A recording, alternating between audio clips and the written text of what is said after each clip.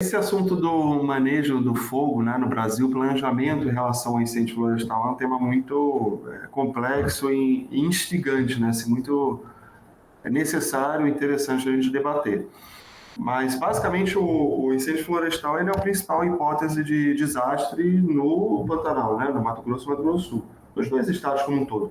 Só para vocês terem uma ideia, só no estado do Mato Grosso do Sul, em 5 anos, foi os anos ali de 2016 a 2021, houve um prejuízo acima de 500 milhões de reais ligado a incêndio florestal somente. Né? Não estou falando de incêndio em área urbana, só florestal, né? Em área rural e áreas naturais. Né?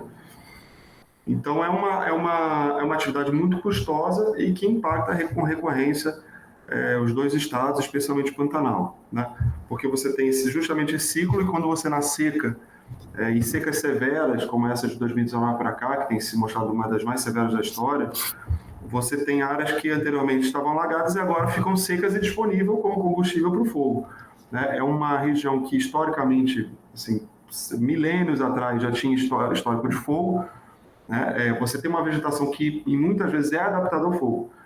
Mas o fogo, né, com baixa recorrência, né, com casos naturais, raios, geralmente, mas com essa intensificação do uso em algumas áreas, você tem o fogo colocado, né? O fogo antrópico, o fogo iniciado por humanos e muitas vezes na época proibida, né? Porque existem épocas apropriadas para isso, maneiras corretas de usar o fogo. Então, acho que um primeiro ponto importante de colocar é que a gente não é contra o uso do fogo, ele precisa ser usado, bem usado, com técnica, com autorização, né? E se bem feito, ele tem benefícios, inclusive ecológicos, além de econômicos. Tá? De sucessão florestal, de manejo da paisagem, de redução da biomassa que pode ficar ali disponível. Então você protege áreas mais prioritárias, florestadas, com a queima de áreas do seu entorno ao longo do ano. Então, isso acontece em vários países no mundo. No Brasil, a gente está engateando nessa área, mas algumas experiências muito positivas em unidades de conservação, principalmente da indígena, e essa tentativa agora de deslanchar no estado do Mato Grosso do Sul, que tem uma política pública para isso, e Mato Grosso ainda não tem. Está sendo elaborado. Mas, dito isso, você precisa ter um sistema de prevenção e de resposta integrado, né, que integra desde quem está lá na ponta, o proprietário, o pecuarista, o ribeirinho, ou indígena, quem está lá na ponta, né, no chão, para que essa pessoa consiga monitorar, identificar e dar uma resposta rápida. E de alguma maneira essa pessoa tem que estar integrada, essa brigada local, essa iniciativa, ela precisa estar integrada com o Corpo de Bombeiros, com o IBAMA, com o ICMBio, ou quem, enfim, quem for responsável por aquela jurisdição. Então, nesse intuito, nós criamos o programa de brigadas lá em 2020. Hoje são 24 brigadas de incêndio florestal, que elas estão espalhadas em vários pontos do Pantanal e do entorno também, e elas fazem justamente essa vigilância, a primeira resposta. Eu costumo brincar que é como, se a gente fosse fazer analogia para o sistema de saúde, o SUS, a brigada é como se fosse o posto de saúde, né? Se você tem uma febre, uma virose, uma gripe, você não precisa ir necessariamente na emergência, num centro especializado, né? Você pode ir no posto de saúde do bairro. É o primeiro atendimento, ele vai resolver casos leves a moderados, né? E vai tentar resolver. Se não conseguir resolver, ele vai para a próxima instância, né, que aí vai ser um centro especializado, vai ser um hospital de referência, por aí vai. É a mesma coisa para a brigada. Né? Ela vai lá e tenta resolver em 24, 48 horas a situação. Né? Ela faz vigilância, ela faz educação, conscientização, ela acaba coibindo, muitas vezes, que as pessoas coloquem fogo, porque tem gente circulando, se importando com isso, uniformizada, com equipamento, né? Agora, monitoramento de satélite, as pessoas ficam com medo que a gente está vigiando aí, entre aspas, todo dia, em tempo real, praticamente. Então, esse é o intuito dela, ela dá uma resposta e, se não der conta, né, se a coisa realmente propagar muito, chega aí uma força como o Bombeiro IBAMA e conta com essas pessoas treinadas como um apoio logístico, alimentação, pessoas que conhecem o local. E num bioma como o Pantanal isso é especialmente importante, porque a logística é dificílima, o acesso geralmente é muito complicado, e quem está lá conhece, né, sabe do comportamento do fogo, sabe as melhores formas de chegar, de acessar e combater. Então vem funcionando muito bem.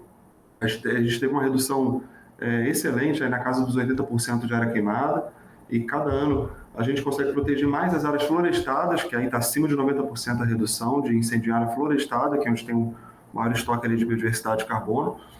Então é uma alternativa muito interessante, a gente está integrado agora no Plano Nacional de Prevenção do Pantanal, e também a nível local nos estados com as corporações de bombeiros, né?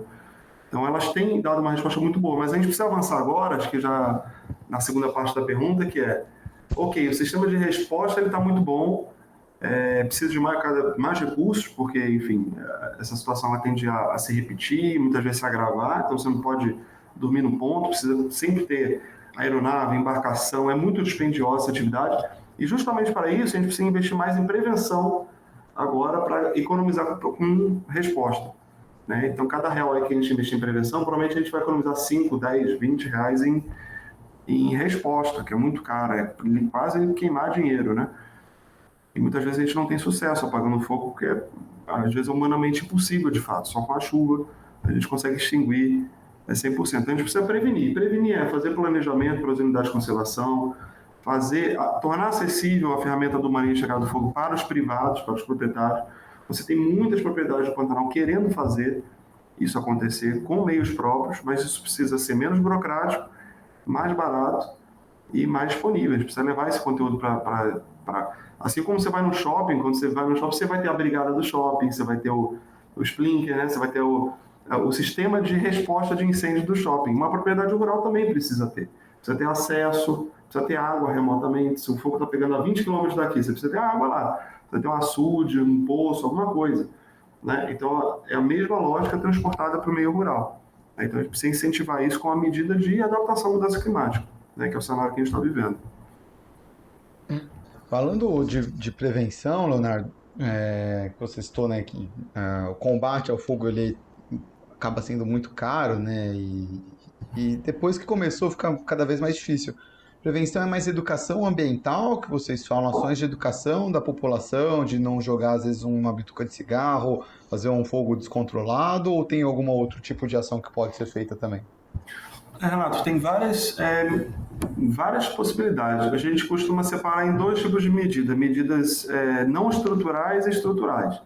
As não estruturais são essas que envolvem educação, conscientização, campanhas, né? Isso tem funcionado bem. Campanhas educativas, no rádio, na TV, no corpo a corpo, ir lá fazer palestra, né? Os bombeiros fazem isso, a gente faz, o IBAMA. Isso tem uma certa efetividade. O outro nível são medidas estruturais, que é daí você mapear os locais onde tem recorrência de fogo e fazer alguma coisa, uma intervenção nesse local, que seria, você precisa ter acesso a esse local, você precisa eventualmente fazer queimas controladas para reduzir a biomassa, você precisa determinar quais são os acessos à água, né? Então, e estimular que os privados façam isso, né? O Estado e a União precisam fazer isso nas unidades de conservação, urgentemente.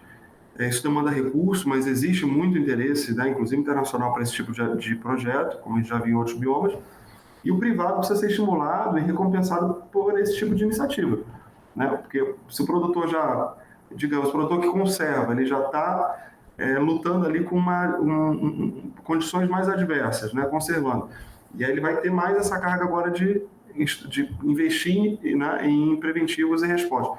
Então, a gente pensar em mecanismos de pagamento por serviços ambientais e de estímulo para que ele realmente consiga preservar essa vegetação de pé.